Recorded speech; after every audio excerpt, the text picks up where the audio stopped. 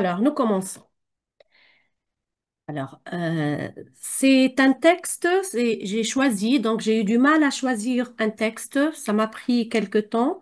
Et ensuite, j'ai opté pour l'examen qui a été proposé pour la session principale pour les scientifiques en 2021. Je ne sais pas si vous avez déjà rencontré ce texte.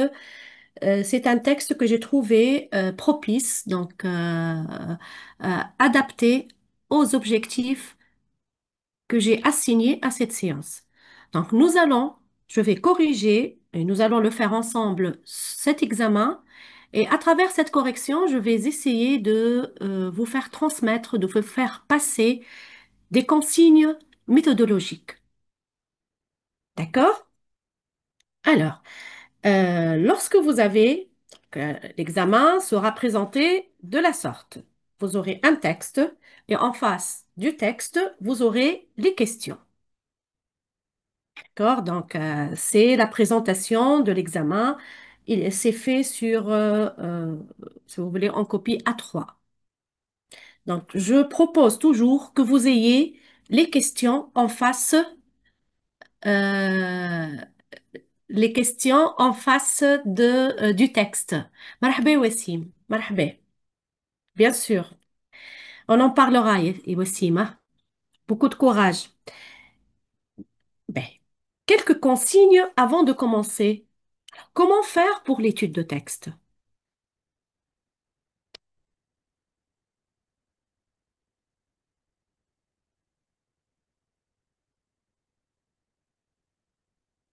D'après mon expérience, voilà la méthode, la meilleure méthode qui peut s'adapter avec des élèves qui passent le français le troisième jour des examens pendant la deuxième séance. Et je connais exactement et je peux me mettre à vos places et sentir ce que vous sentez et savoir la situation où vous pouvez vous trouver le troisième jour après avoir passé deux matières principales et avec toutes les difficultés, avec toute la fatigue que vous pouvez avoir. Donc, mes conseils concernant l'étude de texte. Je vous conseille de commencer par faire une première lecture du texte.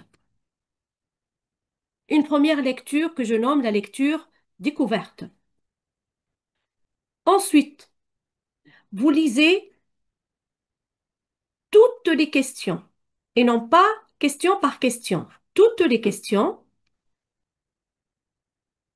en soulignant, donc vous allez lire les questions munies d'un crayon ou d'un stylo. Et donc en soulignant les mots-clés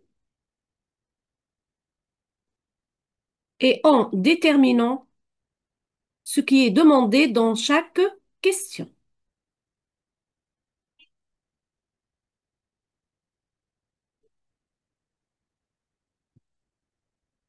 Je dois comprendre, déterminer ce qu'on nous demande dans chaque question. Dans chaque question, si c'est une question sur un sentiment, si c'est une question sur deux sentiments, si on me demande une justification, si c'est une question en rapport avec une partie du texte ou une autre partie du texte. Ensuite, je reprends le texte et je relis le texte. Donc, une deuxième lecture. Relire le texte. C'est à toi de voir, madame. Oui, pourquoi pas.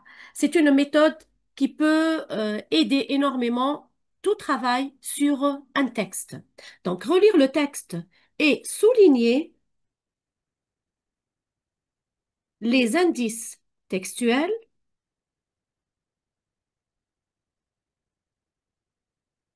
relatifs à chaque question. Donc, je ne réponds pas directement aux questions. Je ne réponds qu'après avoir relu le texte et qu'après avoir souligné les indices textuels liés à chaque question. Oui, je les souligne sur le texte, madame, sur le texte. D'accord? Le texte, vous allez le garder. Vous le savez, pour le français, vous allez présenter votre réponse sur une double feuille. Donc, le texte des questions, ça vous appartient.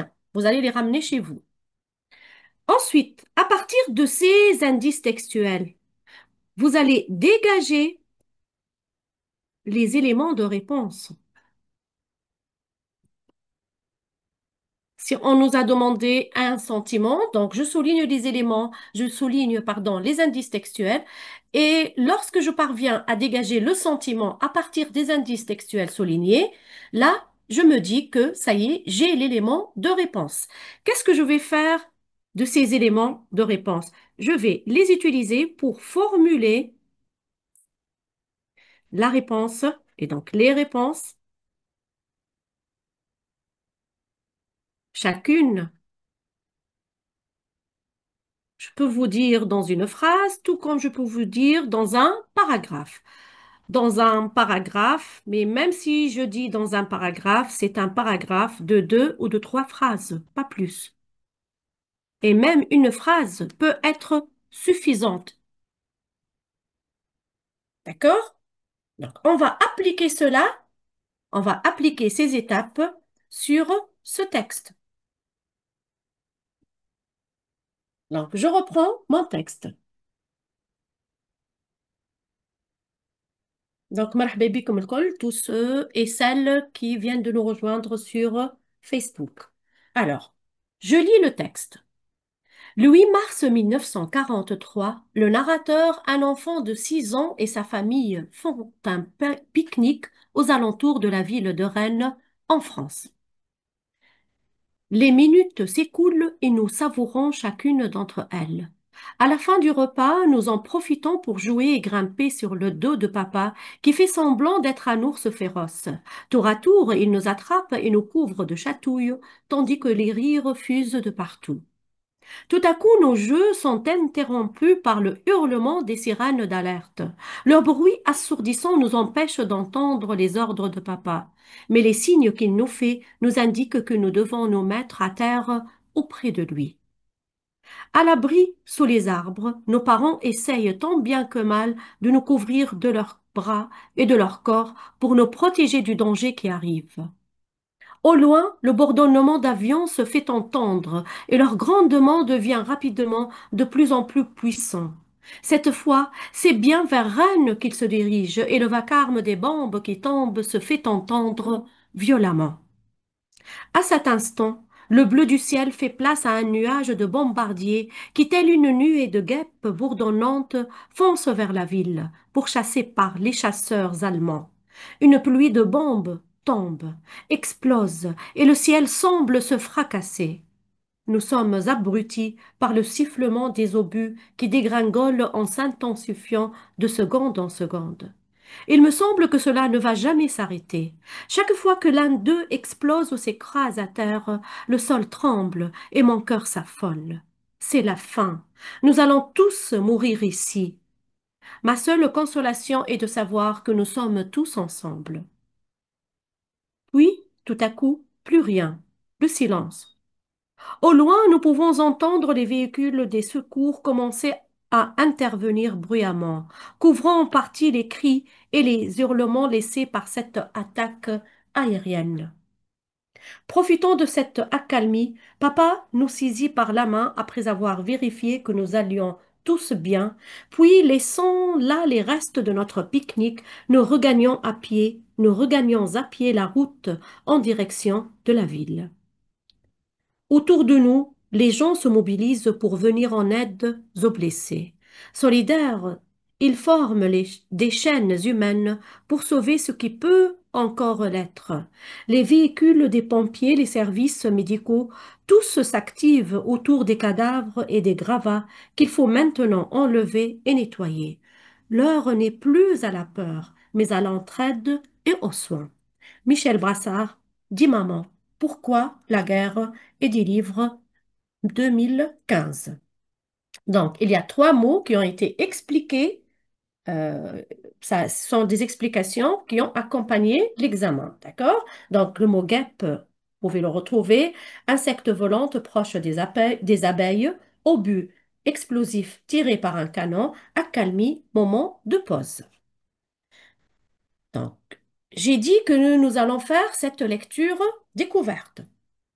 C'est une lecture qui ne va pas nous permettre de répondre aux questions là tout de suite, mais c'est une lecture découverte du texte. Et justement, à partir de cette lecture découverte, dites-moi, la lecture découverte, la première lecture, est-ce que vous avez pu déterminer le type du texte? De quel type de texte s'agit-il? Madame Hack, tu vas voir la formulation, hein. C'est un texte narratif. Texte narratif. Et alors, lorsqu'il y a un texte narratif, disons qu'il y a des personnages. Un personnage ou des personnages. Est-ce que vous avez pu déterminer un ou des personnages à partir de cette première lecture, de cette lecture découverte?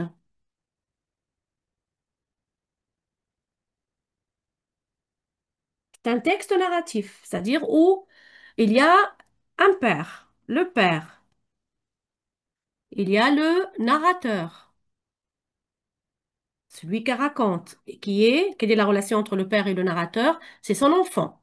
C'est bien. Qui d'autre? C'est pas grave. C'est tout ce que vous avez pu dégager. C'est pas grave. C'est valable aussi, hein. Donc, tu peux suivre Ziam, Ziam, ah, c'est ça. Donc, est-ce que vous avez une information sur le lieu ou sur le temps? Donc, ce sont là des déterminantes d'un texte narratif. Il y a des gens. C'est bien. Est-ce qu'il n'y avait que le père et est-ce qu'il n'y avait que le père et le narrateur? Oui, le temps, nous avons à la fin d'un repas. Est-ce qu'il y a une autre information? À la fin d'un repas. Non, avec c'est là, là c'est le titre. Là, c'est le titre, d'accord? À la fin d'un repas et lors d'une quoi? Si vous n'avez pas trouvé, c'est pas grave. Et pour le lieu? Oui, tout à coup. Et c'est lors de quoi? Il y a à la fin d'un repas, il y a tout à coup. Si vous voulez, hein. On va pas faire un travail sur le texte là, mais qu'est-ce que vous avez pu garder? Si vous n'avez pas ces informations, ce n'est pas grave. Parce que vous allez voir, l'objectif, notre objectif à nous, c'est principalement notre objectif à nous à partir de cette étude de texte, c'est de répondre à des questions de texte. Et donc, nous allons passer, revenir aux questions.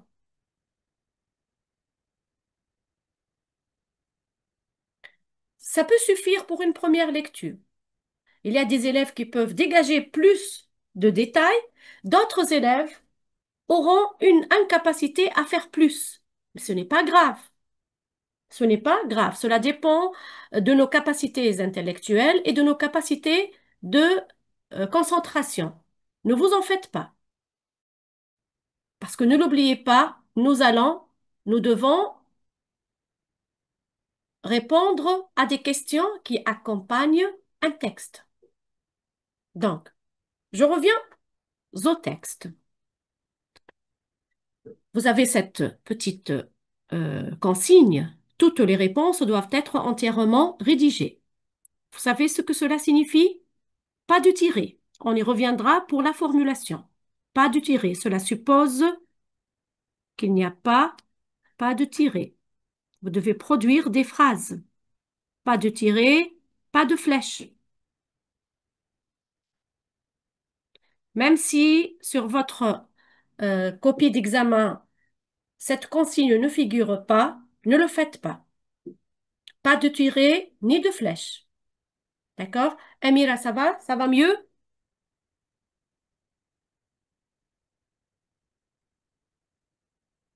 Alors, la première question. Je vais lire la première question et vous allez m'indiquer ce que je devrais souligner. Dans quelle atmosphère se déroule la sortie en famille évoqués dans le premier paragraphe. Relevez deux indices textuels qui justifient votre réponse. Qu'est-ce qui m'est demandé? Qu'est-ce qu'on demande à l'élève pour cette première question? Qu'est-ce que je devrais souligner? Alors, l'atmosphère se déroule quoi? La sortie en famille. Et regardez bien ce que vous avez évoqué où? Dans le premier paragraphe.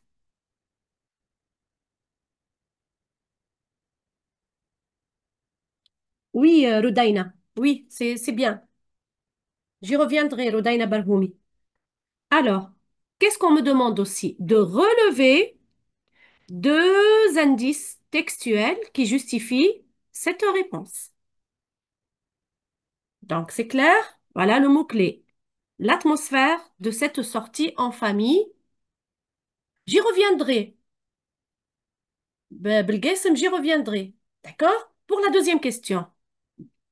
L'attaque aérienne provoque un bouleversement de la situation. Nous avons un petit a et un petit b.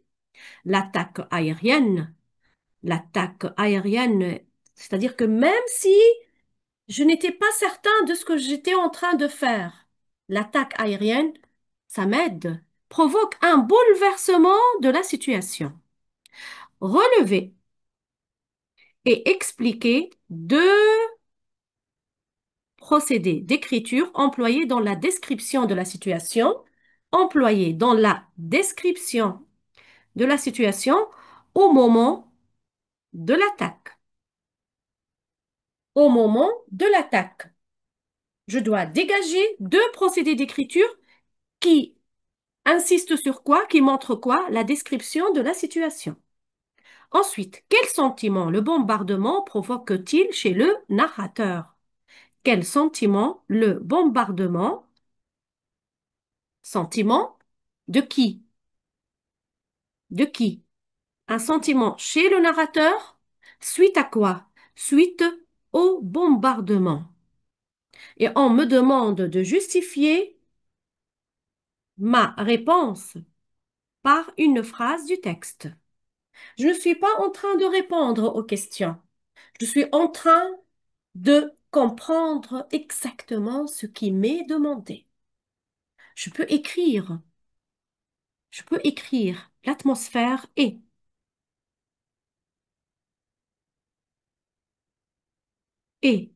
marquée par. L'atmosphère de la sortie en famille est marquée par. Pour la deuxième question, une question sur les procédés d'écriture. Pour le petit b, le sentiment provoqué chez le narrateur. Le sentiment du narrateur lors le bombardement provoque-t-il, c'est-à-dire suite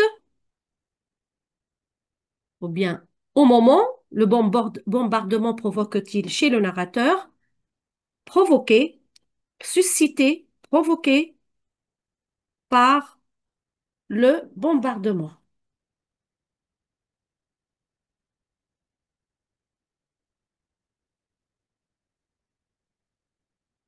La troisième question, quel type de lien s'établit-il entre les gens une fois l'attaque terminée? Quel type de quoi? De lien s'établit-il entre les gens quand, une fois l'attaque terminée? Citez deux actions qui illustrent ce lien. Je vais le montrer, Shaima. Je vais vous le montrer. D'accord?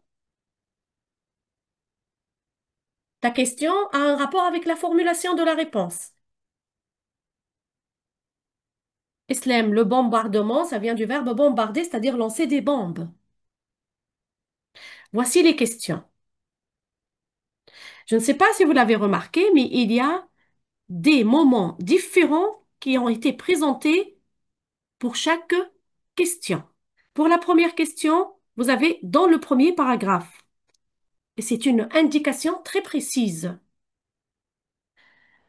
Pour la deuxième question, pour la deuxième question, vous avez au moment de l'attaque. Regardez, au moment de l'attaque. Et ici, provoqué par le bombardement. Pour la troisième question, une fois l'attaque terminée, le lien entre les gens, le lien établi entre les gens après l'attaque. Après l'attaque.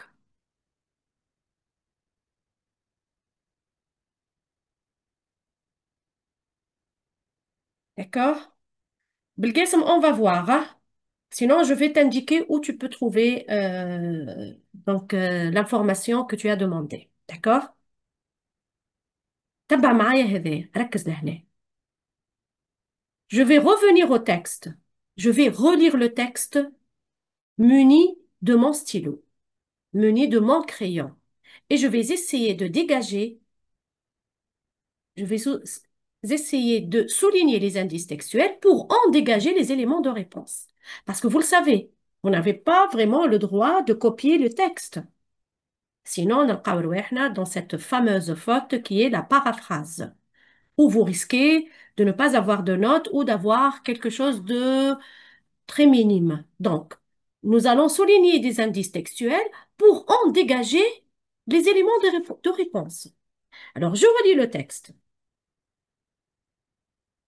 Les minutes s'écoulent. Est-ce que c'est très intéressant que je relise la première partie, le préambule? Le 8 mars 1943, le narrateur, un enfant de 6 ans.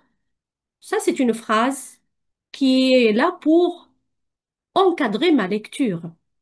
Elle ne fait pas partie du texte. Elle a été écrite par ceux qui ont proposé l'examen. D'accord? Est-ce que j'ai le droit d'en dégager un indice textuel, par exemple? Non, vous n'en avez pas le droit. Ça ne fait pas partie du texte. Donc, ça nous a permis normalement de voir qu'il y a le narrateur et sa famille qui font un pique-nique aux alentours de la ville de Rennes en France. Donc, vous avez l'information sur le lieu et même l'information sur le temps. Le 8 mars 1943, d'accord? Donc, je l'ai relu là, juste pour vous montrer que vous n'avez pas le droit de le faire. Vous n'avez pas vraiment le droit d'en prendre une justification. Donc, je commence la lecture de mon premier paragraphe. Les minutes s'écoulent et nous savourons chacune d'entre elles. À la fin du repas, nous en profitons pour jouer et grimper sur le dos de papa qui fait semblant d'être un ours féroce. Tour à tour, il nous attrape et nous couvre de chatouilles, tandis que les rires fusent de partout. On nous a demandé de dégager, de dire de quelle atmosphère, de quelle ambiance, c'est une ambiance de quoi? Est-ce qu'il y a des mots qui peuvent nous être utiles? Fatma, c'est à partir de quel terme? Fatma Smine, c'est à partir de quel terme? Alors, vous avez notre papa nous chatouille, nous couvre de chatouilles.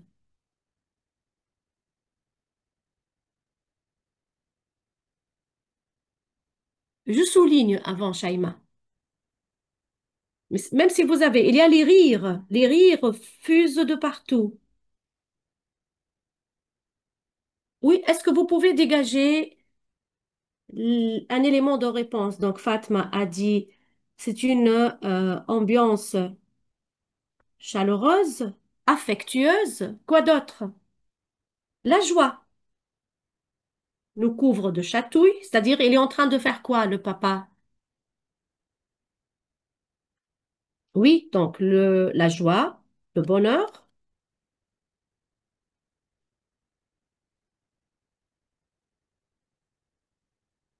Vous avez ici, à la fin du repas, nous en profitons pour jouer et grimper sur le dos de papa, qui fait semblant d'être un ours féroce. Donc, jouer par la joie. Oui, je peux ajouter autre chose, hein. La joie, le bonheur, c'est bien. Jouer, grimper sur le dos de papa, une atmosphère familiale marquée par quoi? Refrain, ils nous ont dit la gaieté, l'amusement, ils sont en train de s'amuser, oui, ils sont en train de jouer. Yasmine, non, le jeu, l'amusement, Et le plaisir, je peux ajouter le plaisir. Et j'ai là plein d'éléments. J'ai même plus qu'il n'en faut pour un seul élève. Mais il y a des élèves qui trouvent tous ces éléments. Chatouiller quelqu'un, c'est-à-dire jouer avec lui avec la main. Le papa chatouille son bébé pour qu'il se mette à rire. La joie et un amour familial partagé. Voilà. La joie. Sohail, surtout la joie. Il faut insister sur la joie et sur le plaisir, sur le jeu. Et ça y est, j'ai mes éléments de réponse que je vais mettre par la suite. Une atmosphère paisible. Oui, oui, oui. Oui, Barhoumi, je peux ajouter une atmosphère paisible et j'ajoute hein, de bonheur et de jeu. Ambiance. Ambiance. L'atmosphère, c'est l'ambiance. Je continue. Donc, nous avons déjà travaillé la première question là. Ça y est, Anna, ce qui est demandé, nous l'avons. Et nous avons les expressions que nous avons soulignées.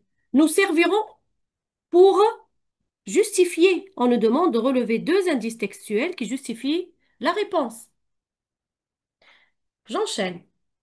Tout à coup, donc, j'ai besoin de procédés d'écriture au moment de l'attaque et j'ai besoin du sentiment du narrateur provoqué par le bombardement. Tout à coup, nos jeux sont interrompus par le hurlement des sirènes d'alerte. Leur bruit assourdissant nous empêche d'entendre les ordres de papa, mais les signes qu'il nous fait nous indiquent que nous devons nous mettre à terre auprès de lui. À l'abri sous les arbres, nos parents essayent tant bien que mal de nous couvrir de leurs bras et de leur corps pour nous protéger du danger qui arrive.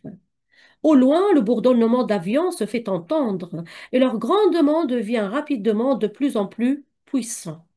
Cette fois, c'est bien vers Rennes qu'ils se dirigent et le vacarme des bombes qui tombent se fait entendre violemment. À cet instant, le bleu du ciel fait place à un nuage de bombardiers qui, telle une nuée de guêpes bourdonnantes, fonce vers la ville, pourchassée par les chasseurs allemands. Une pluie de bombes tombe, explose, et le ciel semble se fracasser. Il n'y a rien qui vous intéresse?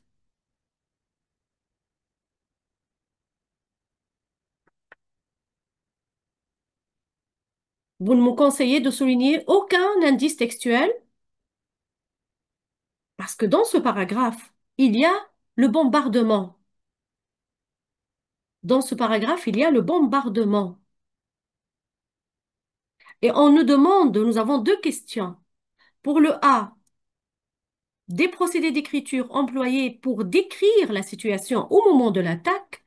Et pour le petit B, le sentiment du narrateur. Oui, Eslem. Eslem me demande de souligner une pluie de bombes tombe, explose, une pluie de bombes tombe et explose. Et elle nous dit que c'est une métaphore. On n'a pas une bombe, on a une pluie de bombes. D'accord? Et je fais ça. C'est une métaphore. Donc je viens de repérer une métaphore. Je viens هذا نخدموا فيها Mohamed. Donc, si vous avez des problèmes, comment trouver? On l'a trouvé, on l'a senti, on l'a repéré. Une pluie de bombes tombe. Tu m'indiques l'exemple, Amira Somrani, s'il te plaît. Une pluie de bombes. Or, la pluie, on connaît que c'est une pluie où des gouttes de pluie tombent. Là, nous avons une pluie de bombes tombe. Et le ciel, c'est bien. Et le ciel semble se fracasser. Se fracasser, c'est-à-dire se casser.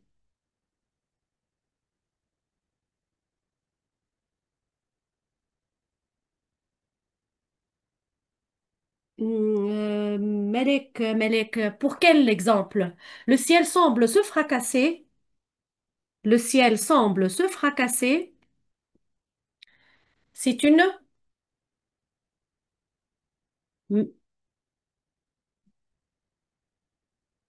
Le ciel semble se fracasser, c'est une hyperbole. Il y a de l'exagération, de l'hyperbole. J'écris là parce que c'est ainsi que vous pouvez faire. Vous écrivez sur vos textes. Est-ce que vous comprenez? Ou bien dans la marge. C'est ainsi que vous faites le travail sur le texte. J'enchaîne. Nous sommes, oui, oui, qui avait, elle est, elle est, me demande de souligner, à cet instant, le bleu du ciel fait place à un nuage de bombardier, qui, un nuage de bombardier, qui, telle une nuée de guêpes bourdonnantes, fonce vers la ville. Et là, nous avons une comparaison.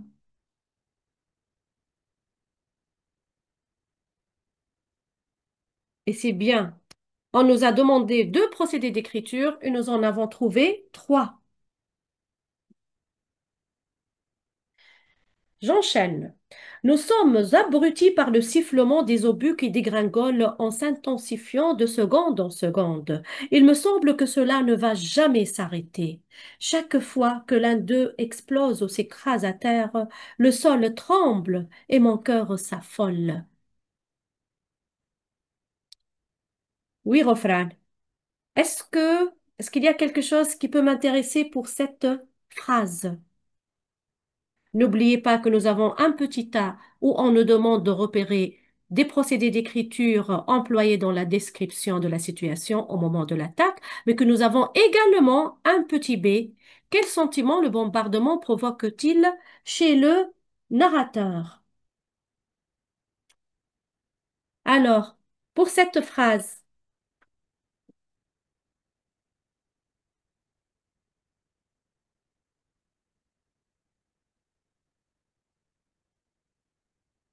il me semble que cela ne va jamais s'arrêter. Céline, qu'est-ce que tu me conseilles de souligner? Et ensuite, on le trouve, le sentiment, il est là, il est clair, le sentiment. C'est bien que cela ne va jamais s'arrêter. Chaque fois que l'un d'eux explose ou s'écrase à terre, le sol tremble et mon cœur s'affole. Mon cœur s'affole. C'est la fin. Nous allons tous mourir ici. Ma seule consolation est de savoir que nous sommes tous ensemble. Et là, donc, le sentiment, vous avez dit que c'est la peur. Qu'est-ce que vous pouvez dire aussi? La peur, la frayeur. Et vous avez tous les synonymes. Vous pouvez en choisir ce que vous voulez. La panique. Lorsqu'il dit, c'est la fin, nous allons tous mourir ici. C'est comme une détresse.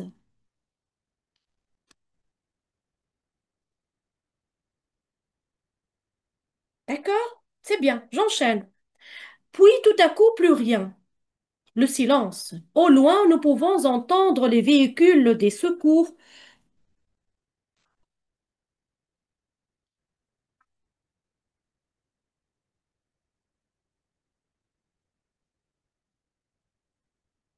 Donc, je suis en train de lire ce que vous notez sur Facebook.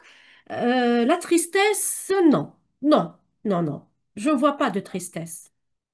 C'est à partir de quoi que vous avez un sentiment de mort, un sentiment de j'y reviendrai, yatik saha. La panique, la panique, la panique, l'inquiétude, et vous enchaînez, mais vous avez mon cœur s'affole.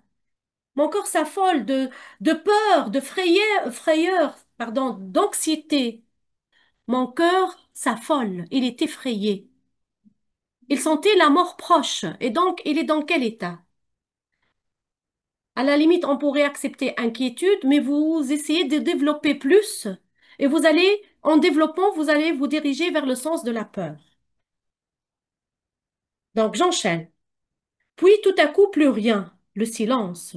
Au loin, nous pouvons entendre les véhicules des secours commencer à intervenir bruyamment, couvrant en partie les cris et les hurlements laissés par cette attaque aérienne. Et à partir de ce paragraphe, est-ce qu'on est encore dans le bombardement? L'anxiété, oui. J'ajoute ce que vous présentez. Jessam, je vais revenir au procédé que tu viens de présenter, hein? Yatik Sah. Donc, j'y reviendrai. Donc, à partir de cela, à partir de ce paragraphe, on n'est plus dans l'attaque, on est dans l'après-attaque. Et n'oubliez pas que nous avons une question qui porte sur ce moment. Quel type de lien s'établit-il entre les gens une fois l'attaque terminée? Puis tout à coup, plus rien, le silence. Au loin, nous pouvons entendre les véhicules des secours commencer à intervenir bruyamment, couvrant en partie les cris et les hurlements laissés par cette attaque aérienne. Profitant de cette accalmie, papa nous saisit par la main après avoir vérifié que nous allions tous bien. Puis, laissant là les restes de notre pique-nique, nous regagnions à pied la route en direction de la ville. Autour de nous, les gens se mobilisent pour venir en aide aux blessés. Solidaires, ils forment des chaînes humaines pour sauver ce qui peut encore l'être. Les véhicules des pompiers, les services médicaux, tous s'activent autour des cadavres et des gravats qu'il faut maintenant enlever et nettoyer. L'heure n'est plus à la peur, mais à l'entraide et aux soins. Qu'est-ce que vous me conseillez de souligner? Alors, vous avez ici solidaire et l'élément de réponse, tout simplement, c'est la solidarité. Vous avez ici l'entraide. L'entraide, penser aux autres, l'altruisme.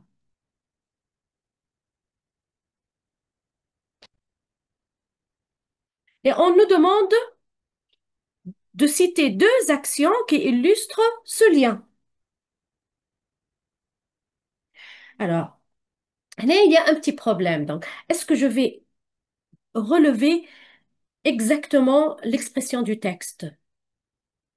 Oui, Shaima, c'est un examen de baccalauréat 2021. Est-ce que je vais relever exactement la même chose? Véhicule, c'est-à-dire voiture, Rifqa. Solidaire, il forme, vous avez là l'expression, il forme des chaînes humaines pour sauver ce qui peut encore l'être. C'est-à-dire, ils ont fait quoi? Se lier, se lier pour venir en aide aux blessés. Les véhicules des pompiers, les services médicaux, tous s'activent autour des cadavres. Enlever les cadavres, si vous voulez, et des gravats qu'il faut maintenant enlever et nettoyer, nettoyer les lieux. Et voilà les actions. C'est-à-dire, on ne va pas relever, on ne nous a pas demandé ici des indices textuels, on ne nous a pas demandé des phrases du texte, on nous a demandé plutôt deux actions. Donc, on ne va pas nous éloigner du sens exprimé dans ces phrases sans pour autant les relever telles quelles. D'accord? Et c'est tout là. Ça y est, nous avons travaillé le texte. Nous l'avons travaillé. Et nous passons donc, si vous avez suivi les étapes que j'ai présentées, pardon, au début, nous avons lu le texte, nous avons lu toutes les questions, nous avons souligné le demandé, nous avons déterminé le demandé dans chaque question, nous avons relu le texte, nous avons souligné les indices textuels et nous avons dégagé les éléments. Il nous reste maintenant de formuler les réponses, chacune dans un paragraphe ou, j'insiste, ou une phrase. Parfois, une phrase est suffisante. Et voilà ce que je vous ai préparé.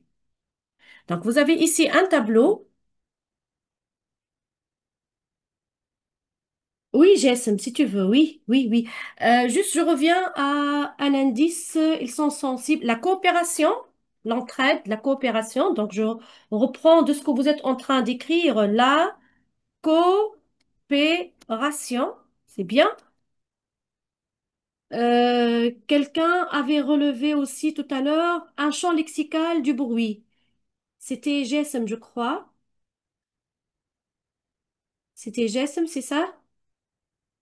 Donc, je me rappelle avoir vu souligner cette phrase, je l'ai fait. Alors, il y a un champ lexical du bruit. On peut le relever. Et un bruit très très fort. D'accord? Du bruit fort, c'est-à-dire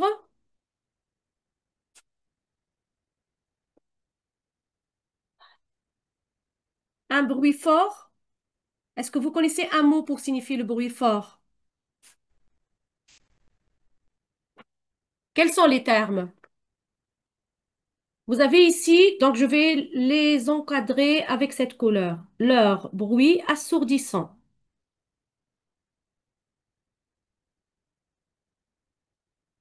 Un autre terme,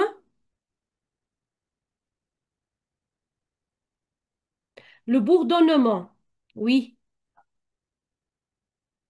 Le grandement. Leur grandement.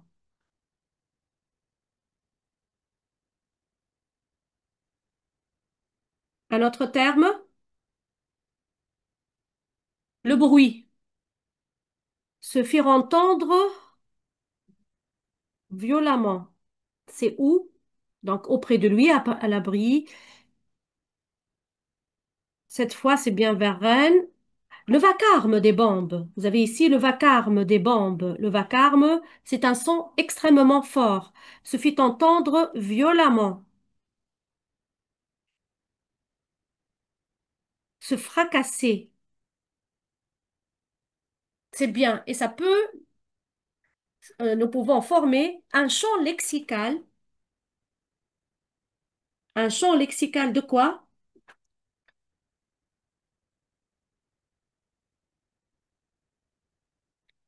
Du bruit, oui, ou bien un champ lexical du tumulte, d'accord, du vacarme. Mais puisqu'Anne a le mot vacarme ici, donc je préfère ne pas relever le mot, je préfère ne pas noter champ lexical du vacarme.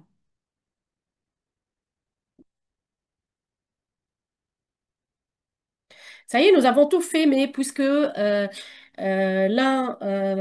je crois que c'était Jessam, donc a présenté un autre procédé d'écriture qui est le champ lexical. Donc, je suis revenue vers ce champ lexical.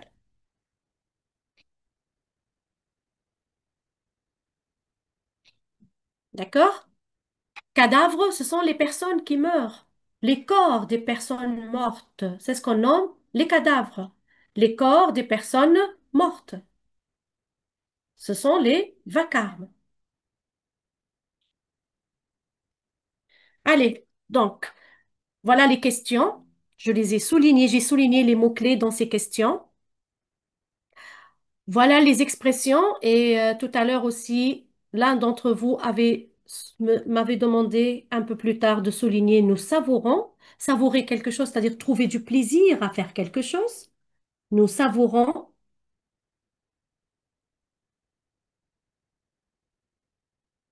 d'accord?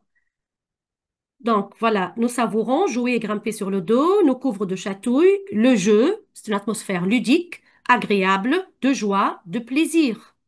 Paisible aussi, donc vous avez les éléments de réponse. Donc, c'est un tableau en question, en indice textuel, en élément de réponse et en réponse formulée. Voilà une formulation de la réponse. La sortie en famille se déroule dans une ambiance ou bien dans une atmosphère de joie et de plaisir. Les membres de la famille partagent des moments agréables de jeu et de complicité. Bien sûr, Shaima, oui. Cela peut être justifié par jouer et grimper sur le dos de papa et nous couvre de chatouilles. Alors, qui m'avait demandé comment introduire la justification? C'est quelque chose d'assez simple. Ne revenez pas à la ligne et n'écrivez pas les expressions entre deux guillemets telles quelles, toutes seules, mais faites-les introduire par une expression aussi simple que cela peut être justifié par qui insiste sur ces moments ludiques partagés. Ludiques, c'est-à-dire des moments de jeu. D'accord? Pour la deuxième question,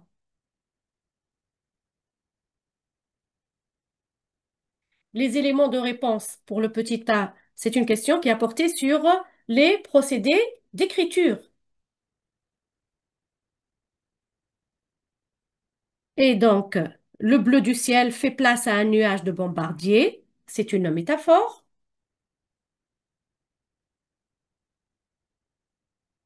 Une métaphore qui traduit, cela peut être justifié par Jason, quelque chose de beaucoup plus simple. D'accord?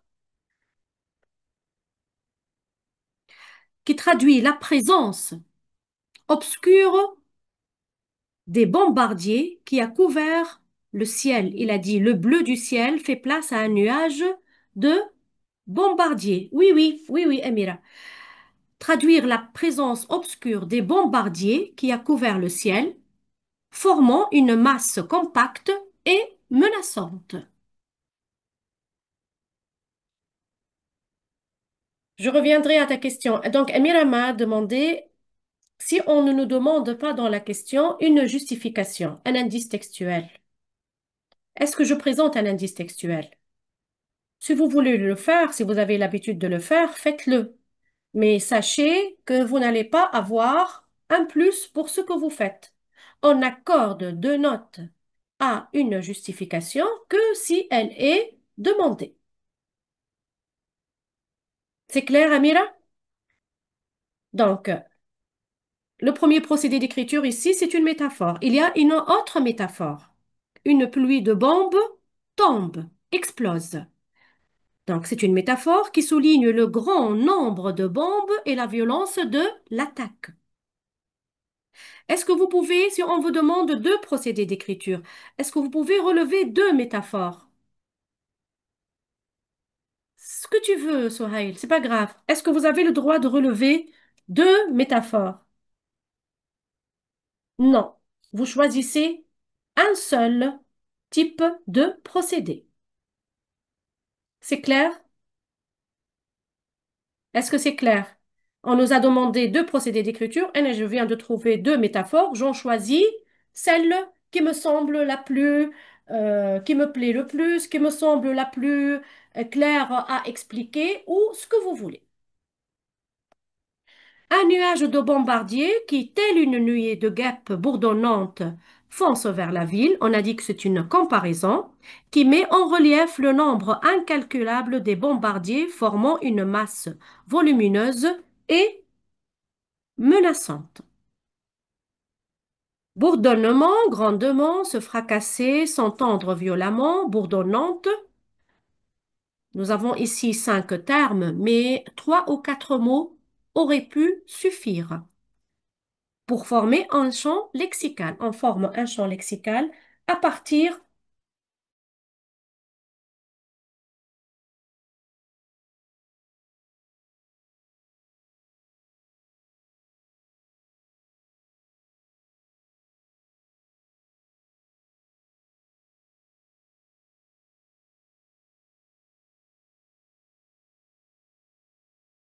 du var, du bruit, ou mettre sans bruit, sur l'intensité et la brutalité des bruits.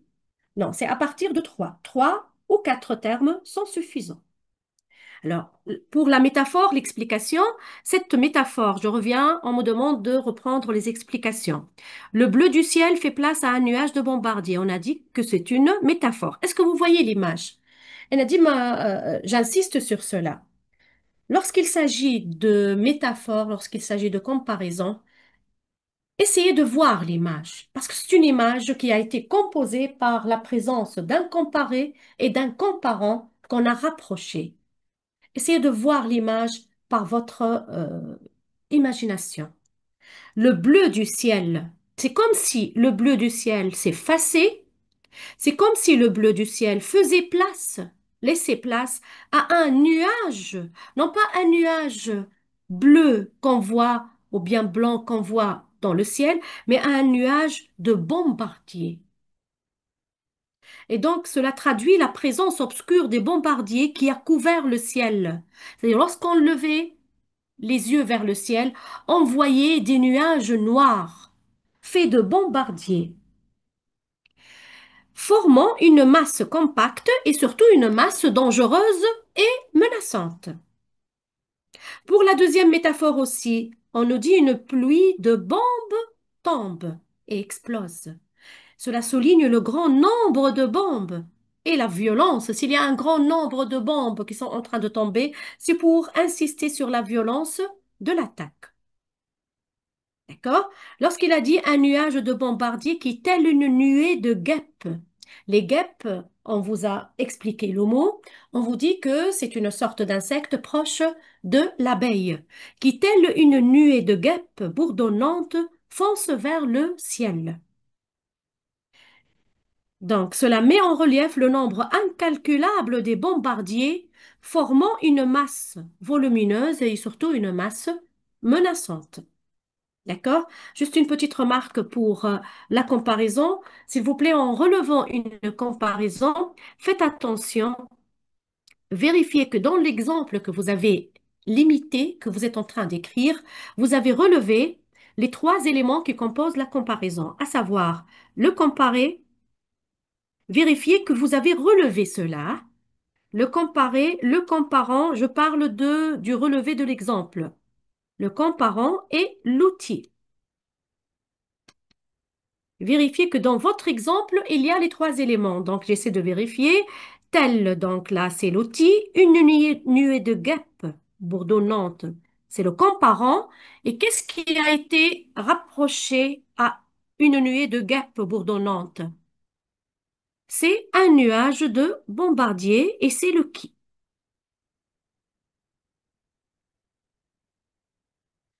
Et vous voyez qu'ici, nous avons un autre outil de comparaison. Les comparaisons peuvent être formées par d'autres outils et non seulement par le com. Ça, vous le savez, mais j'en fais un petit rappel. Donc, les outils de comparaison,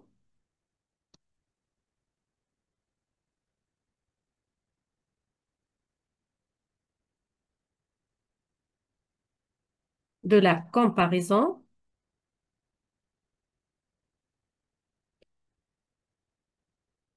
Connaissez le fameux com, mais il n'est pas le seul.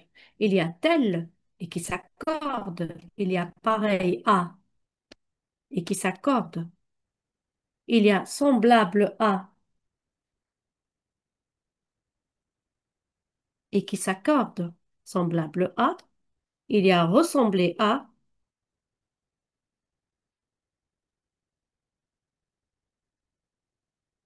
et il y a d'autres expressions. Je reprends.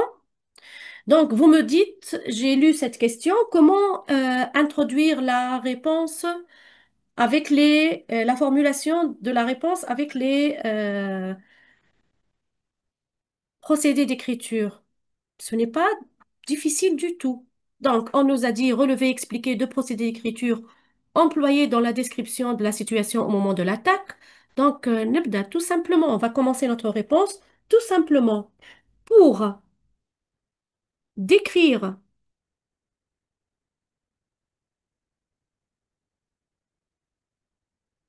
la situation au moment de l'attaque.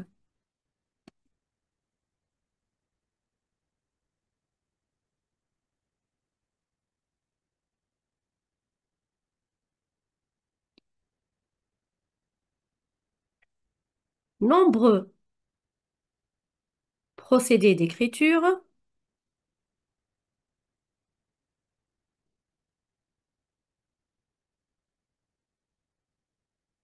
ont été utilisés. Nous pouvons en relever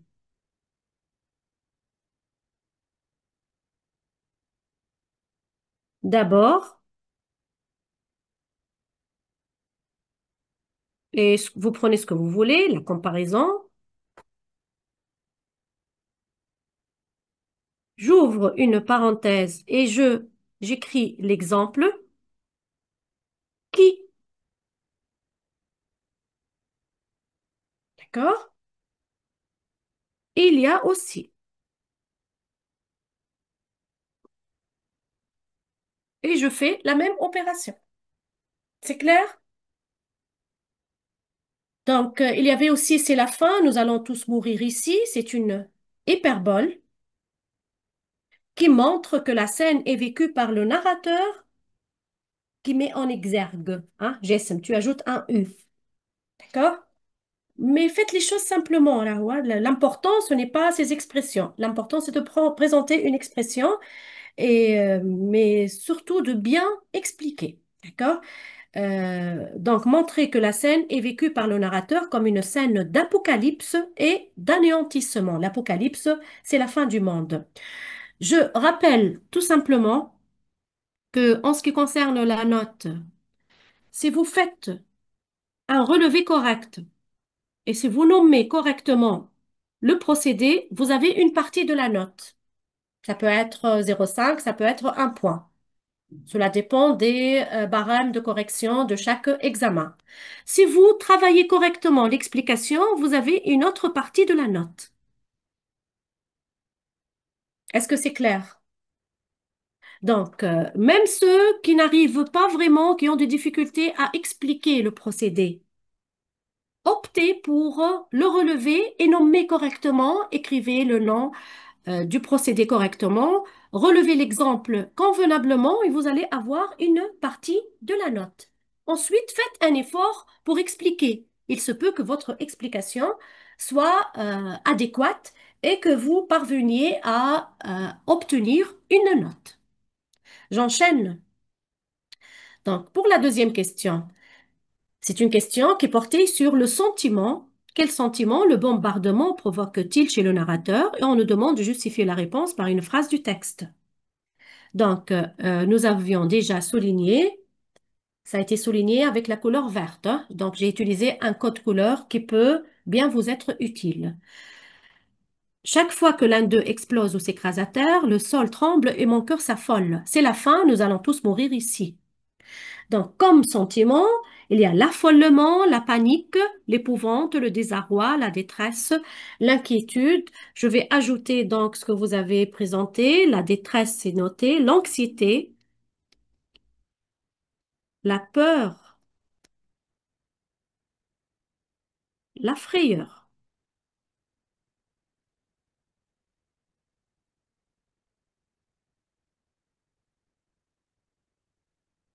Oui, ben, l'explication, elle est là.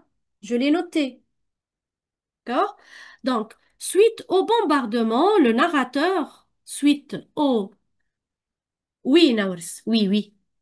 Suite au bombardement, le narrateur a éprouvé,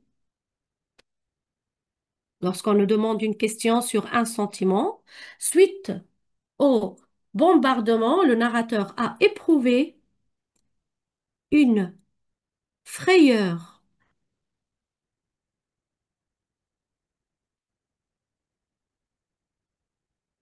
infinie.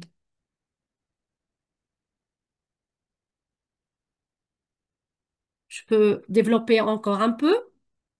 Il a été submergé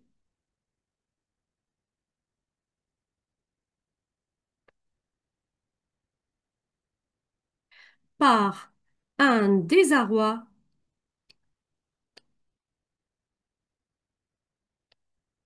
et par une détresse. N'oubliez pas qu'on nous a demandé de justifier la réponse par une phrase du texte. Et là, la remarque a été faite par Naurus. La différence entre, la différence entre un indice textuel et une phrase. Avec un indice textuel, pour la première question, on nous avait demandé de justifier la réponse par un indice textuel. Nous savourons, c'est un indice textuel. L'indice textuel est l'indice textuel n'est pas forcément une phrase. Il est généralement plus réduit qu'une phrase. Parfois, il peut être une phrase et c'est euh, une phrase simple et qui contient peu de mots. Donc, l'indice textuel, il est inférieur ou égal à la phrase. D'accord? Si on nous demande de relever une phrase, il faut que ce soit une phrase complète.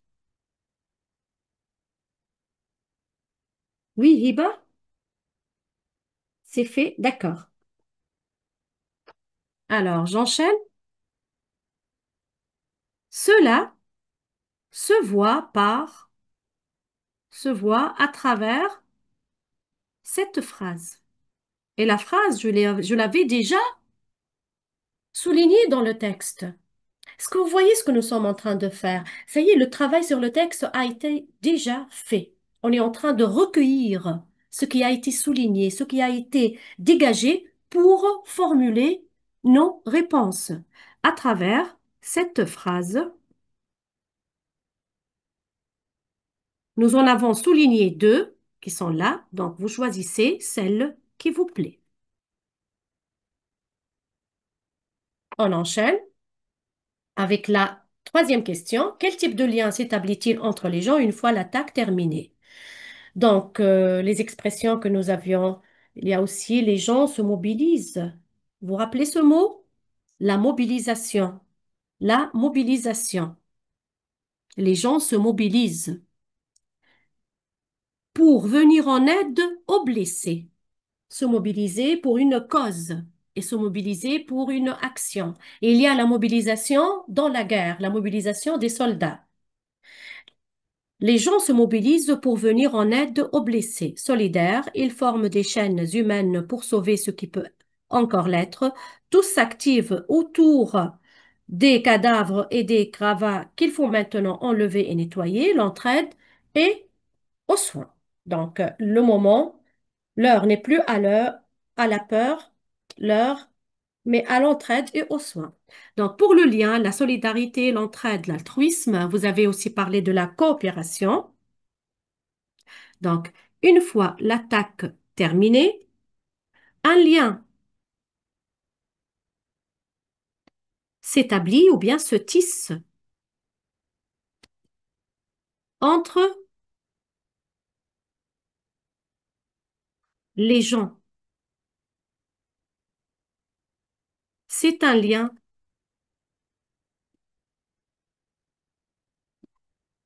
de coopération et d'entraide.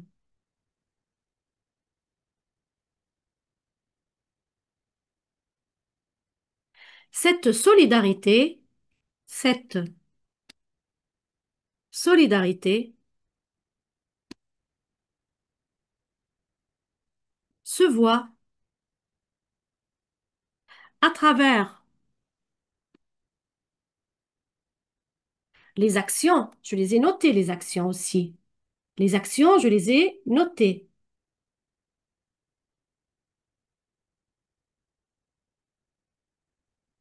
Se rassembler et s'organiser parce qu'il y a eu une organisation du travail. S'occuper des blessés, soulever les cadavres, nettoyer les lieux. Voilà quatre actions. Vous en choisissez deux à travers des actions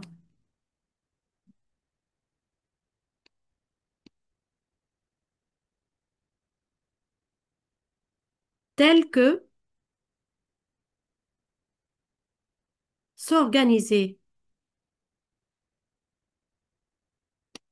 pour s'occuper des blessés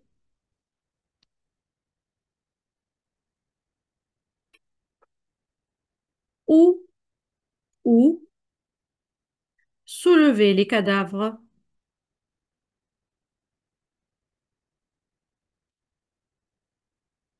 et nettoyer les lieux. Et nettoyer les lieux.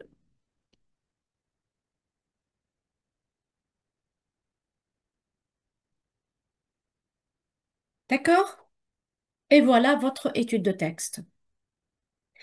C'est une méthode assez efficace qui a été essayée par donc des élèves et qui peut être utile pour travailler un examen. Et je rappelle que vous allez travailler cet examen de français la deuxième séance du troisième jour. C'est correct, Amira. Donc, Amira vient de proposer une rédaction et elle est correcte. Alors, on passe à la deuxième partie de l'examen. qui est la partie langue. Les chasseurs allemands foncent vers la ville. Trouvez dans le texte un synonyme du mot souligné. Employez le mot chasseur dans une phrase où il a un sens différent. Les chasseurs allemands foncent vers la ville. On vous demande de trouver dans le texte. Et là, une fois n'est pas coutume, il y a ce type de question où on vous demande de trouver un mot, une expression, un synonyme dans le texte. Non, non, non, ça c'est bien. C'est arrivé quelques fois, je l'ai dit, une fois n'est pas coutume. Trouver dans le texte un synonyme du mot souligné. Donc, l'élève est appelé à trouver le synonyme dans le texte. Et ensuite, vous êtes appelé à employer le mot chasseur dans une phrase où il a un sens différent. Donc, normalement, je devrais relire le texte pour trouver un mot que signifie chasseur. Les chasseurs ici. Que signifie ici le mot chasseur?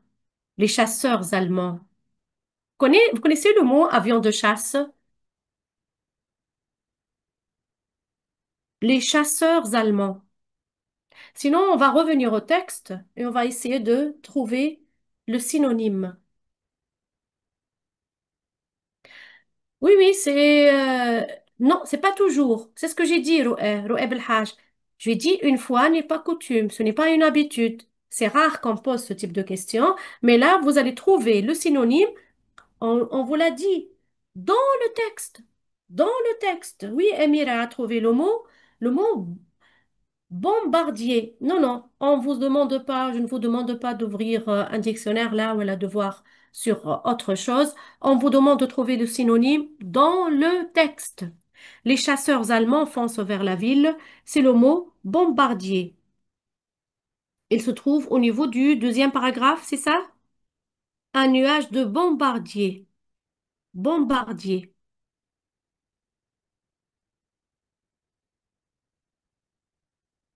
Les bombardiers. On vous demande par la suite de trouver un autre sens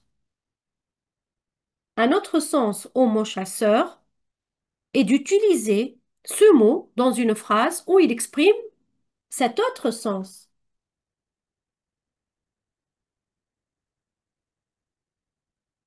Quel est le sens du mot chasseur que vous connaissez?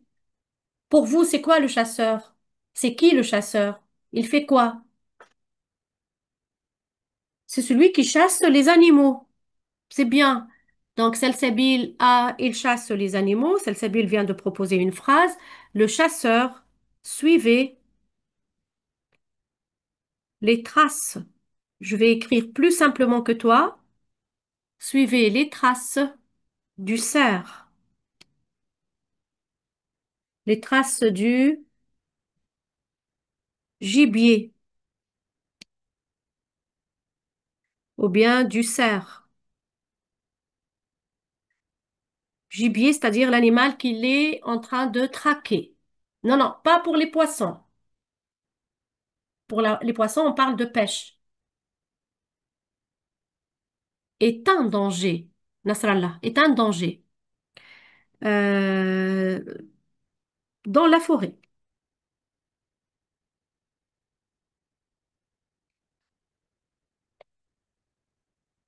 Et vous avez donc, je vous ai aussi préparé la réponse à cette question. Donc, les chasseurs allemands foncent vers la ville. Voilà la question. Remarque, c'est une question. D'accord, d'accord. En danger, si tu veux, oui.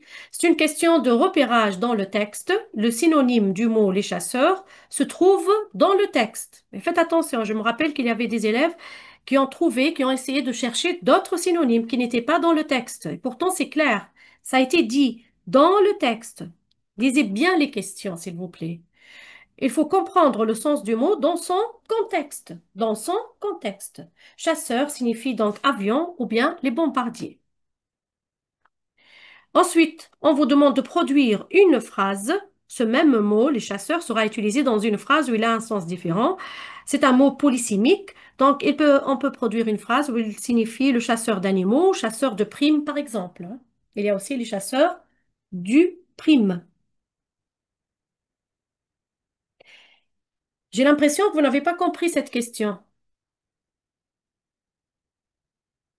Le mot chasseur, utilisé dans le texte les chasseurs allemands, signifie les bombardiers. On vous demande par la suite de trouver un autre sens à ce mot, et ce sera le sens que vous connaissez tous normalement.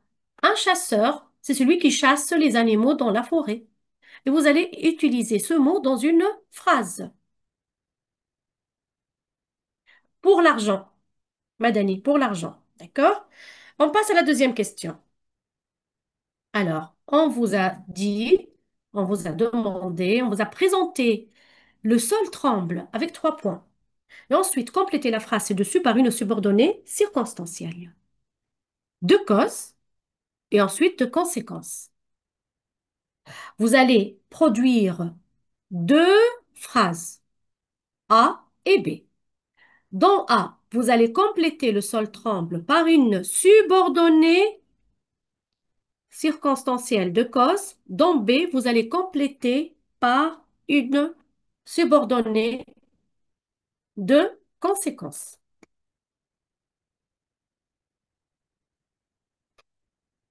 Donc, c'est une question de syntaxe en rapport avec quel cours? Les rapports logiques.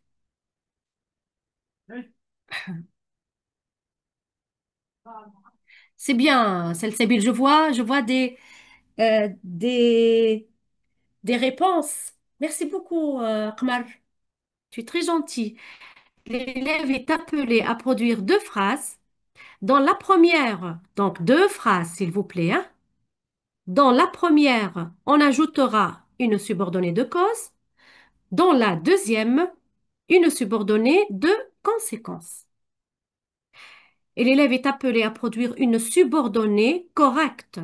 J'insiste sur cela. Sur le plan sémantique et sur le plan syntaxique. Et même si cela n'a pas été énoncé dans la question, il vaut mieux rester attaché aux circonstances présentées dans le texte. Il vaut mieux ne pas présenter, ne pas terminer la phrase par une idée, par un sens qui dépasse ce qui a été présenté dans le texte. Il vaut mieux rester dans le contexte. Donc, pour la cause, le sol tremble parce que le bombardement est intense. Je vais reprendre quelques-unes de vos réponses. Parce Jason, elle, ça renvoie à quoi? Donc, je reprends un peu de vos propositions. Le sol tremble, ça c'est A.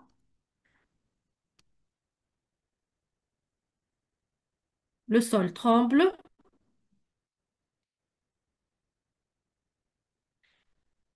parce que les bombes explosent tout autour, ou bien explosent continuellement, ou bien tout autour, comme cela a été proposé par Salsabil. D'accord? Alors, rappelons que parce que s'utilise au milieu de la phrase. Si vous voulez présenter, utiliser puisque les bombes s'abattent intensément, le sol tremble. Tu termines ta phrase, Shaima. Il faut qu'il y ait un verbe conjugué. Est-ce que vous avez le droit d'utiliser car? Un élève qui utilise car, est-ce que sa réponse sera acceptée? Non? Pourquoi? Pour quelle raison? Non, non, car s'utilise dans une phrase complexe, mais une phrase complexe par coordination. Alors qu'ici, on vous a demandé de compléter la phrase par une subordonnée circonstancielle de cause. D'accord? Si vous voulez proposer pour la conséquence, donc Je vous ai proposé le sol tremble si bien que l'enfant a cru la mort proche. Ou bien le sol tremble tellement que l'enfant a paniqué. Et je reviens à une proposition.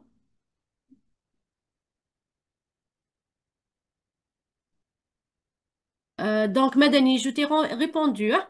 Donc, une proposition de Salsabil. Le sol tremble si violemment, le sol tremble. Elle a utilisé la conséquence liée à un degré d'intensité. Si violemment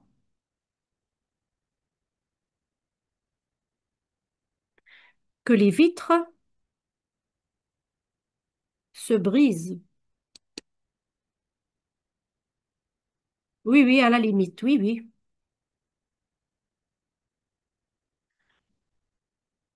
Donc, j'ai répondu pour Cara.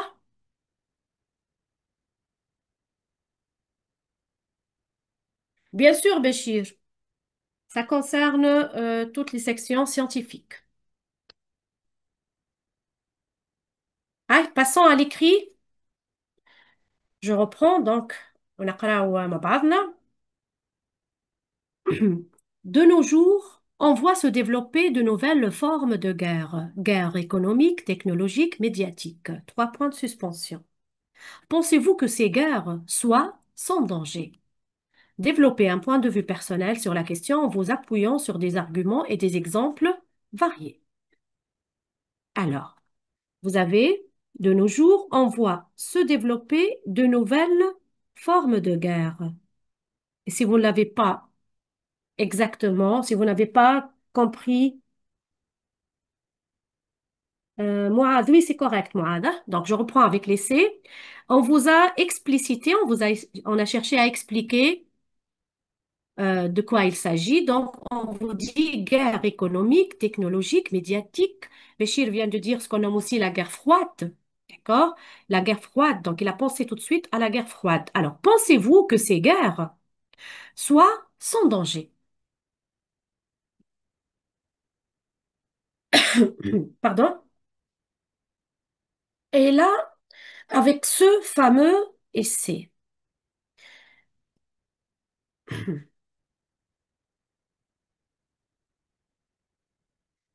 باهي. منين باش نبداه تو؟ Comment aborder cela? Alors, pour l'essai, écoutez bien ce que je vous dis. Je sais qu'il y a des élèves qui ont tendance à apprendre un paragraphe, à apprendre des idées, à apprendre ce que vous nommez positif ou négatif. Vous n'arrêtez pas avec ces deux termes, les points positifs, les points négatifs, pour chaque thème.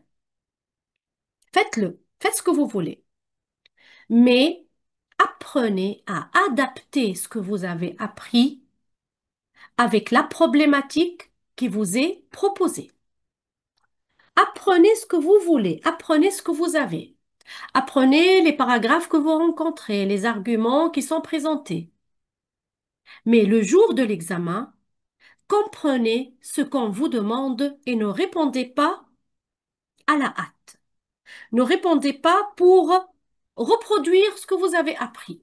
Parce que là, vous êtes en train, franchement, vous êtes en train de juger que vous n'avez pas l'intelligence de comprendre et de travailler convenablement un écrit. Il faut apprendre à reformuler la problématique. Donc, qu'est-ce qu'on nous demande en fait? Est-ce que les nouvelles formes de guerre, ces nouvelles formes de guerre ont été présentées? Guerre économique, guerre technologique, guerre médiatique, est-ce que vous voulez d'autres qui va dans ce sens? Est-ce que vous pensez que ces guerres sont sans danger? Donc, est-ce que les nouvelles formes de guerre, qu'elles soient économiques, technologiques ou médiatiques, sont dangereuses? Et là, j'ai souligné les mots-clés avec, je les ai notés avec des couleurs. Les nouvelles formes de guerre. Par ce mot s'oppose en fait aux anciennes guerres. Ce sont les guerres que nous avons Umayma tabbani, tabba. Les guerres, les nouvelles formes de guerre, lorsque je trouve le mot nouvelle, ça s'oppose au mot ancien.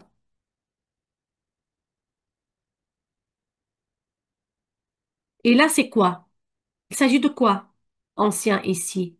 C'est ce qu'on nomme les conflits armés.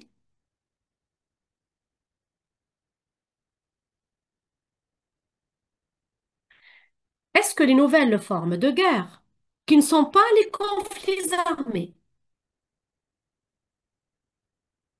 pour le mot guerre, pour le mot guerre, est-ce que vous vous rappelez quelques termes que vous pouvez utiliser pour remplacer le mot guerre? La guerre, la belligérance.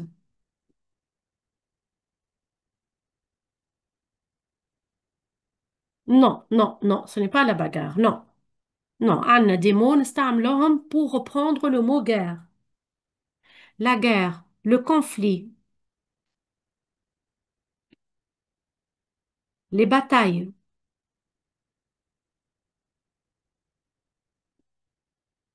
les combats, les génocides, les guerres d'extermination.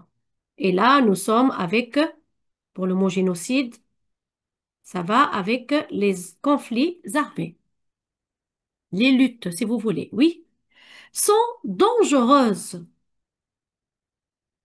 Est-ce qu'elles sont dangereuses, menaçantes,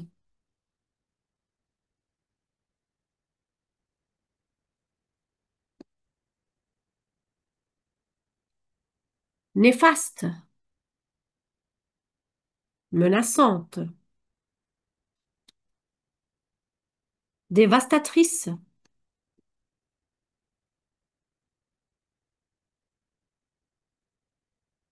destructrices?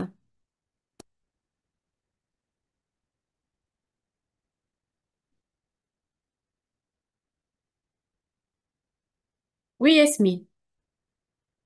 Le verbe menacer, que signifie menacer? Mettre en danger,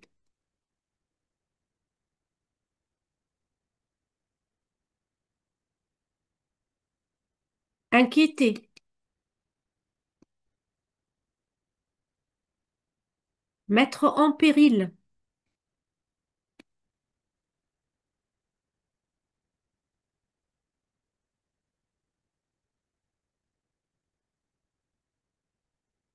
ça peut signifier aussi quoi? Affaiblir, oui, affaiblir. Quel est l'intérêt de ce travail ravager, faire des ravages?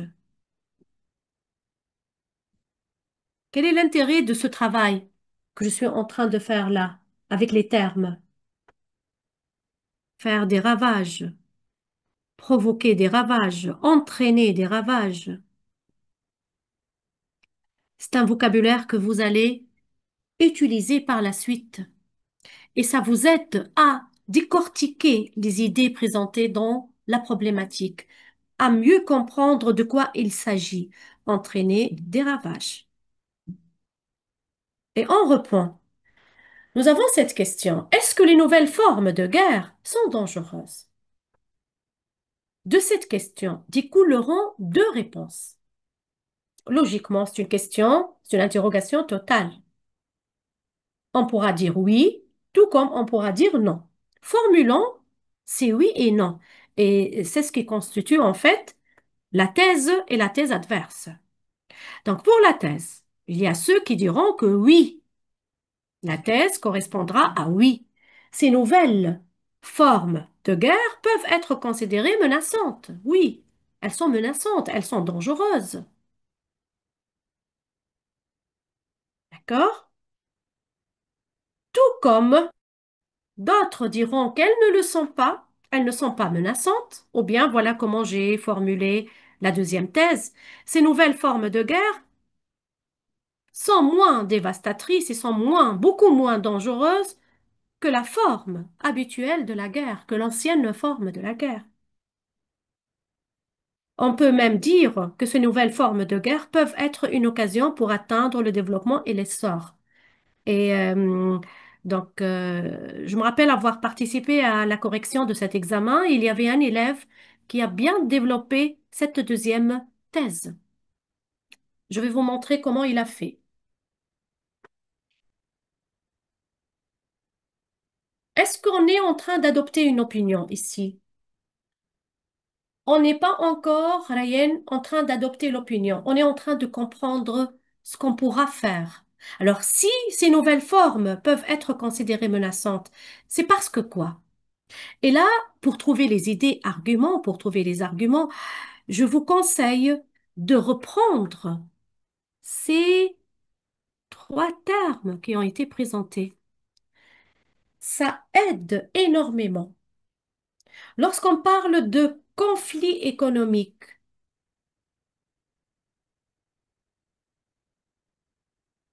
comme tu veux, Béchir, comme tu veux, des guerres économiques, c'est-à-dire, cela signifie quoi? Des guerres technologiques, cela signifie quoi? Et des guerres médiatiques. Ça nous dirige d'emblée vers des idées, des arguments qui seront bien structurés, mais des arguments qui correspondent chacun à un domaine particulier. Parce que très souvent, l'un des problèmes que vous rencontrez lors d'un examen, et j'entends souvent ces plaintes de la part des élèves, ils disent et ils répètent qu'ils n'ont pas trouvé d'argument. Voilà, cette distinction économique, technologique ou médiatique qui a été proposée, là, ça vous a été proposé, aurait pu aider les élèves. Alors, ces nouvelles formes de guerre peuvent être considérées menaçantes. Parce que quoi? Parce que cela menace le sentiment de sécurité et de stabilité et ébranle nos certitudes, nos attentes d'un monde d'assurance et de sérénité. Donc je commence par cela. Là où il y a un combat, là où il y a des luttes, il y a un sentiment d'insécurité. Ensuite, cela représente des risques pour la stabilité économique. Parce que cela fait quoi? Cela perturbe les échanges, cela provoque une baisse de la production et de la consommation, et cela peut entraîner un risque de chômage. Cela fait quoi aussi? Cela intensifie les conflits entre pays. Cela augmente les tensions et cela envenime les relations géopolitiques et augmente les risques de conflits armés. Est-ce que vous êtes en train de penser à des exemples là? Donc, Béchir, tout à l'heure, il a parlé de la guerre froide. Là, en ce qui concerne les relations politiques.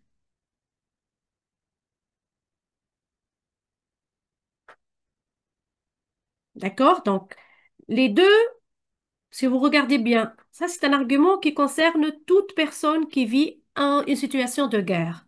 Les deux arguments suivants sont liés à cette guerre économique.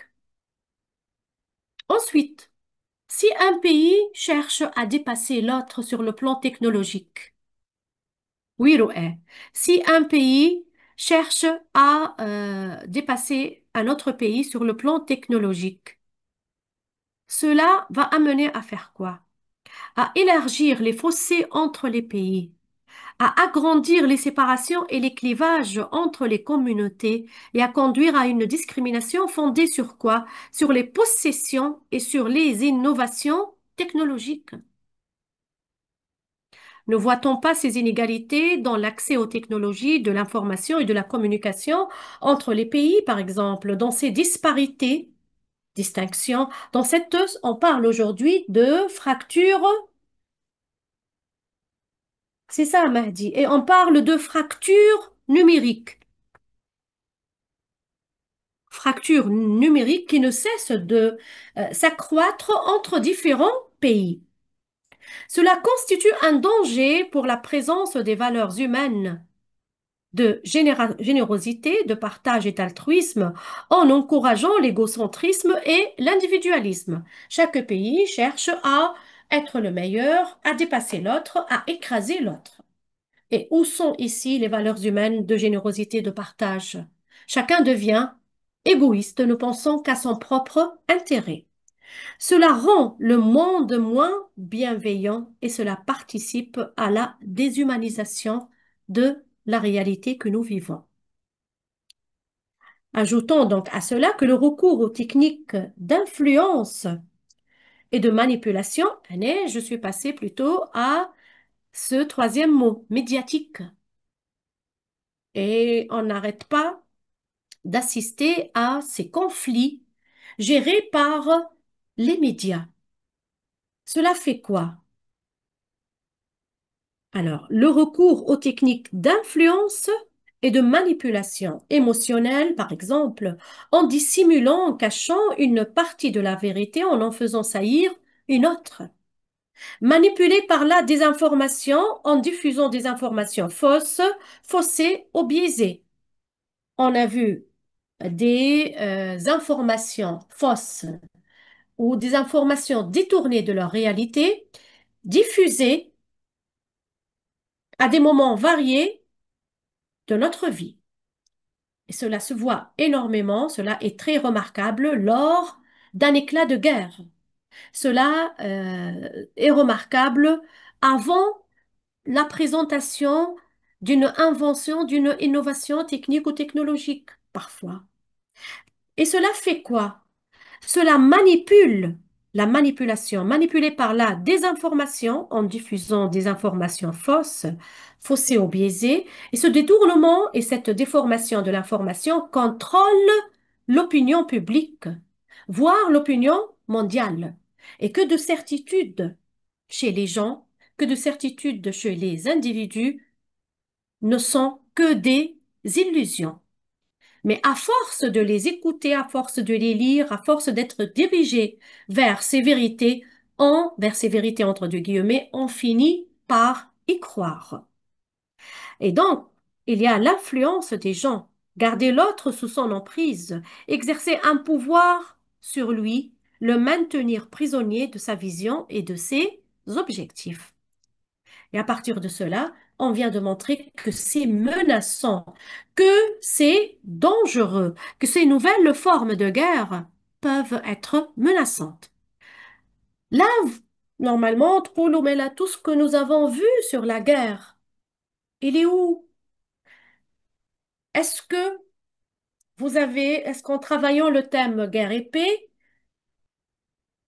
est-ce que nous avons été face à ce type d'idée? On l'a été peut-être. Mais est-ce là les dangers de la guerre dont nous avons parlé avant? Non, parce qu'ici on nous parle de nouvelles formes de guerre. Est-ce que cela signifie que je ne vais rien utiliser de ce que j'ai déjà travaillé, de ce que j'ai déjà appris? On va l'utiliser, mais il faut savoir comment le faire. Regardez cette thèse adverse. Ces nouvelles formes de guerre sont moins dévastatrices que sa forme habituelle. La forme habituelle, c'est les guerres, ce sont les conflits armés, ce sont les génocides qui ont lieu dans notre réalité. Et donc, la guerre dans son ancienne forme ne rime qu'avec ravage et destruction. Et là, on va évoquer ce que nous avons déjà vu. Les tueries, les massacres, les pertes humaines. On peut citer des chiffres. Vous vous rappelez de ces chiffres de morts lors de la Première ou de la Deuxième Guerre mondiale. Vous pouvez aussi citer des chiffres de ce qui se passe, de ces dégâts, de ces pertes humaines en ce qui concerne ce qui se déroule en Palestine ces 2 dernières années. Donc, c'était des chiffres, c'était des exemples de personnes mortes, assassinées lors des guerres. On peut parler des blessés, des mutilés, des amputés. On peut parler des ruines, des infrastructures dévastées. On peut parler des pillages, les vols de richesses, les vols d'œuvres artistiques, tout type de vol qui a lieu lors d'une guerre, lors d'un conflit armé. Sans oublier l'insécurité et l'anxiété que nous vivons, sans oublier les atteintes à la dignité et aux valeurs humaines, tous les abus auxquels on se trouve confronté lors d'une situation de guerre. Donc, j'ai utilisé ces idées pour expliquer cette première partie. Ces nouvelles formes de guerre sont moins dévastatrices que sa forme habituelle. Mais il y a aussi, ces nouvelles formes de guerre peuvent être une occasion pour atteindre le développement et l'essor. Et là, le mot guerre est pris dans le sens donc de lutte, de combat, de vouloir dépasser l'autre. Et voilà comment on peut expliquer cette idée. Ces conflits s'avèrent souvent être un motif pour s'améliorer, pour se développer. Cela met des pays en concurrence pour atteindre un essor, un épanouissement économique et pour réaliser une croissance et une expansion financière. La concurrence et la compétitivité appellent à un développement culturel, intellectuel et organisationnel. Désirer dépasser l'autre, désirer évincer l'autre, surpasser ses réalisations amène à ce que les hommes, comment est-ce qu'on va euh, dépasser l'autre? Comment est-ce qu'on va vaincre l'autre? C'est en innovant, c'est en créant plus. Donc, amène à ce que les hommes innovent, créent et dépassent leurs limites. Les grandes découvertes scientifiques, par exemple, les inventions technologiques, et c'est ce qui fait en fait le développement de l'humanité. La concurrence, oui. Je l'ai pas noté? Oui, oui, voilà, la concurrence. Emira, c'est noté. Donc, eh bien, c'était ma manière de réfléchir. Bien sûr, j'ai trouvé beaucoup d'idées. Vous n'êtes pas obligé de trouver toutes ces idées, vous, en situation d'examen. Je suis certaine que si vous vous concentrez, vous allez être capable de dégager au moins un argument par catégorie, économique, technologique et médiatique. Et ça vous fera 3 arguments. Pour la deuxième partie, vous pouvez dire que ce n'est pas aussi dangereux, que ce n'est pas aussi horrible que les guerres, que les tueries. C'est-à-dire aussi dangereuses que soient les nouvelles formes de guerre, elles sont éloignées, leurs conséquences sont éloignées de ce qui s'est déroulé, de ce qui se déroule lors des guerres avec leurs anciennes formes. Alors, concernant les opinions, donc je vous rappelle que vous êtes libre. Ces documents, oui, je vais les télécharger, hein. D'accord, Amira? Je vais les télécharger. Alors, pour les opinions, vous pouvez trouver une opinion. Vous pouvez, oui, oui, oui, oui, Amira. Miracle, c'est un sujet différent. C'est un sujet intelligent. Moi, je dis c'est un sujet intelligent qui respecte l'intelligence des élèves. Parce que nous avons 5 thèmes. Est-ce que vous croyez toujours qu'on va poser des questions du type les bienfaits de la guerre a-t-elle des bienfaits? La guerre est un mal, expliquez comment. Non. Euh, mais il faut considérer que les élèves peuvent être, et je suis certaine que vous avez assez d'intelligence pour que vous avez des capacités qui vous permettent de réfléchir sur une question tout en exploitant vos acquis et en présentant votre vision du monde. Donc, pour les opinions, on peut adopter une opinion, une prise d'opposition nuancée ou une prise d'opposition absolue. Avec la prise d'opposition nuancée, on dira que Aïcha, oui, Aïcha a dit que ces nouvelles formes de guerre peuvent engendrer des guerres armées. Oui, et je l'ai noté ici. Je l'ai écrit. Je l'ai écrit. Augmenter, envenimer les relations géopolitiques, c'est ça, et augmenter les risques de conflits armés. يعطيك الصحة عايشة.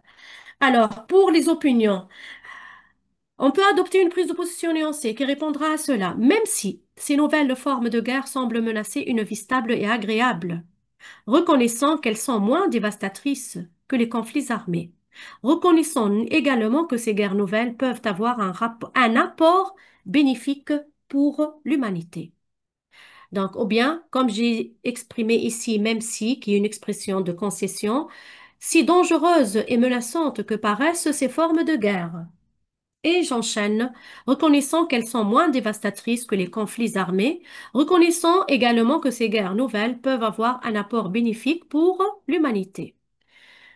On peut également adopter une prise de position absolue qui sera formulée ainsi: ces nouvelles formes de guerre sont dangereuses, menaçantes et mettent la sécurité des sociétés humaines en péril. Je crois que vous savez comment présenter une opinion selon la prise de position. Donc, vous pouvez reprendre ces idées si vous voulez continuer le travail et écrire quelque chose, écrire un développement complet lié à cette problématique. J'espère vous avoir été utile. Je pourrais ajouter tout simplement euh, comment travailler l'écrit le jour de l'examen. Il y a, il y a la copie que vous présentez, il y a votre copie et il y a votre feuille de brouillon. Et il y a mes dessins qui ne sont pas fameux du tout. D'accord? Alors, je conseille toujours, je vous conseille toujours de travailler, de faire un travail sur votre feuille de brouillon.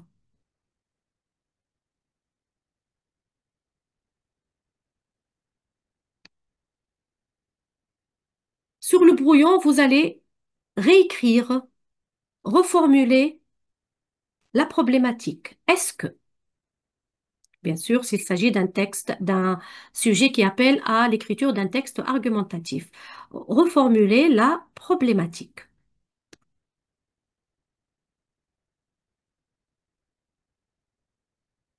De là découleront la thèse et la thèse adverse. Vous allez chercher à trouver des arguments, des exemples que vous allez noter sous forme de tirés. Ensuite, vous adoptez une opinion. Une fois j'ai bien réfléchi sur les arguments, je j'adopte une opinion et je l'exprime. Opinion.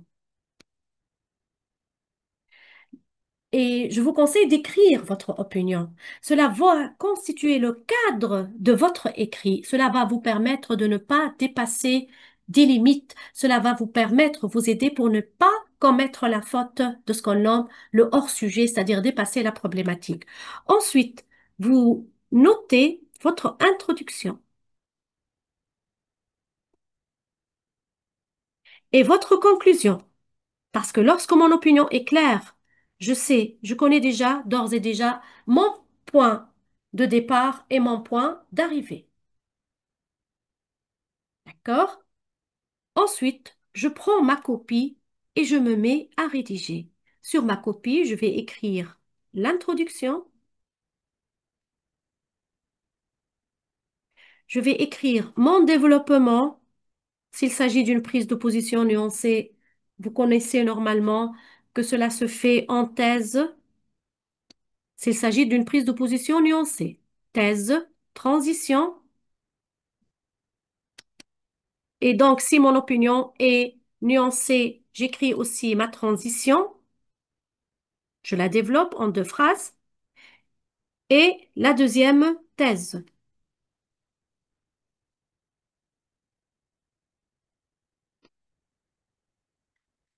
Et donc, l'écrit, c'est une construction qui se fait dans un processus. C'est une construction et non pas quelque chose qui est apprise et notée.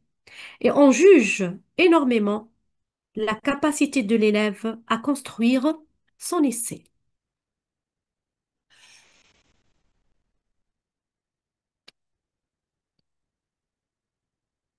D'accord? J'espère avoir été utile, j'espère vous avoir servi à quelque chose par cette présentation. Je vous souhaite de passer des examens qui seront satisfaisants. Je vous souhaite beaucoup de réussite et du bonheur. Allez. À la prochaine. Au revoir.